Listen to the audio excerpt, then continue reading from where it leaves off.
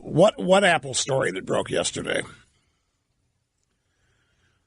Oh, I've already mentioned that. Snerdley's asking me if I'm going to comment on the Apple story. This is the Security Exchange Commission and somebody else supposedly investigating Apple for the policy they implemented to slow down people's processors on older phones.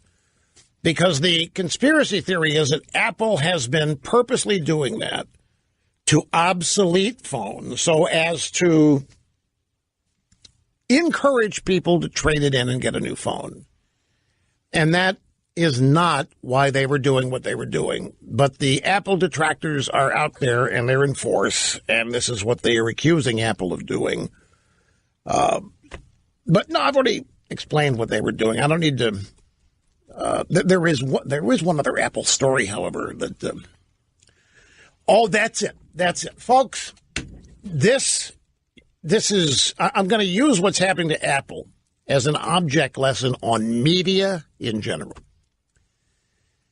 And I'm going to go through it very quickly, but this is an object lesson on how negative media can be initiated, promoted, created. Apple has as their biggest sales quarter the fourth quarter of every calendar year, the Christmas season, October, November, December. It is in those 3 months that they sell more iPhones than in any other quarter. And every year in January, Apple cuts back on production of iPhones for the first quarter of the year because they've just had their biggest quarter. They're not going to have as big a quarter the second time as in the second quarter as their first. Well, and this happens every year, there are stories that show up in the international trade and in the American tech journalism industry. Breaking news, emergency news, Apple cutting back production of iPhone. Phone might be canceled. Sales of iPhone in tank. Apple may have overshot. Phone too expensive. The bottom line is that this coverage for 3 days knocked $46 billion off the Apple stock price. It drove the stock price down. It made people think that the iPhone 10 was a failure. It made people think that the iPhone 10 was going to be discontinued.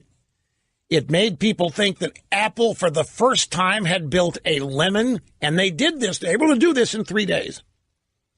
And it spread Drudge links to this stuff. The Wall Street Journal picks this stuff up. The New York Post picks this stuff up. Nobody questions it, even though every year Apple cuts back production on their brand new phone in the first calendar quarter, first quarter of every calendar year, like clockwork.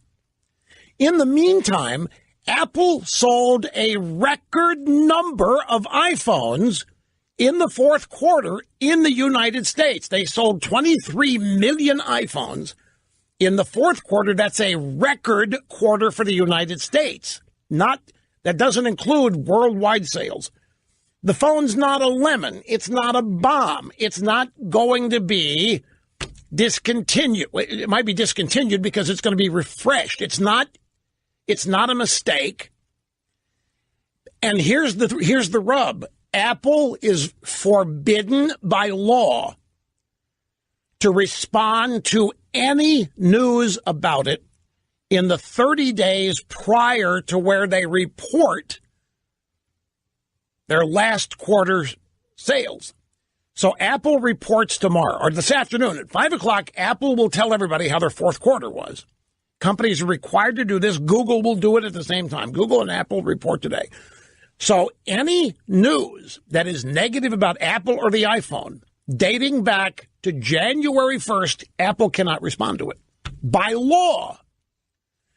So, and this, people say capitalism, this is how bloodthirsty the competition is in capitalism, because I will guarantee you that these stories on negative sales, negative production totals, negative this about the iPhone are driven by Apple's competitors.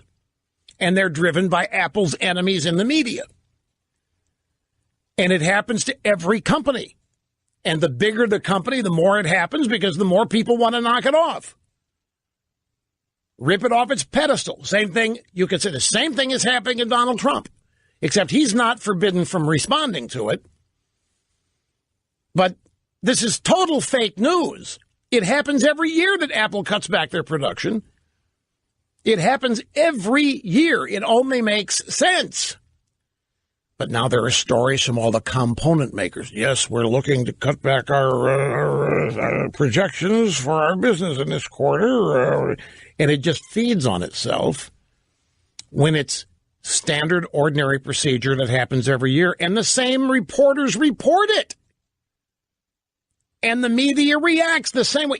Everybody knows the game and everybody's playing the game. They react to fake news as though it's real, and you can make book on it happening beginning in the middle of January or even in December. And this same thing happens in the political media. This same exact thing, phony narratives, fake narratives, it's happening with this Devin Nunes memo. They're literally making things up about it. That creates a narrative that the media can report. Then there are stories. Then those stories get linked to by Drudge and carried in other newspapers and websites. And the thing just expands at geometric proportion. Meanwhile, Devin Nunes has to do what he can to respond to it, knowing full well that the people originally reporting the fake news are not going to report his correction. And so now we're living today with two fake news aspects about the memo. One is that Nunes rewrote it after everybody had read it. And the second fake story is that Nunes collaborated with the White House to write it in the first place. He has categorically denied both. It doesn't matter. The lies continue to be reported. The narrative has been established. And it's for this reason that the amount of news, now I don't care where I read it,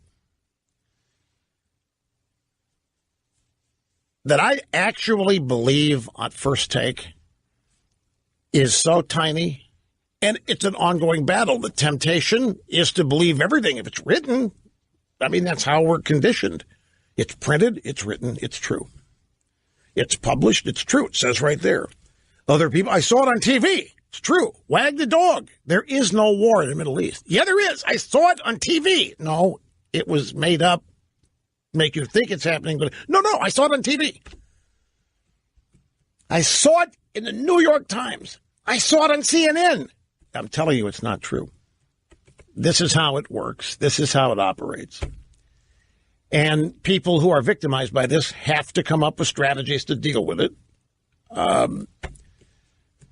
So it just, nothing is as it seemed to be when we were growing up. It just isn't. I have to take a break. We'll get back to your phone calls and whatever else exists out there that matters after this. Okay, there are a couple things that I want to add to before we get back to the phones. Mr. Snerdley said, since Apple can't respond to the lying press about their supposed bad news for 30 days before they report their quarter results, why can't somebody, these media people, sue them for tortious interference? They've got the First Amendment. And who's to say that these supply chain people are lying? I mean, that would not be the way to go. That's not how this is dealt with. Now, here's what's going to happen. What's going to happen is that Apple's going to report today, more than likely, record sales for any quarter in their history. They're going to report between $84 and $87 billion of sales. It's going to be a record. And the news will not reflect that. The news is going to be how in dire straits Apple is because the iPhone is a bomb based on the cutback in production. That whisper happens every year like clockwork.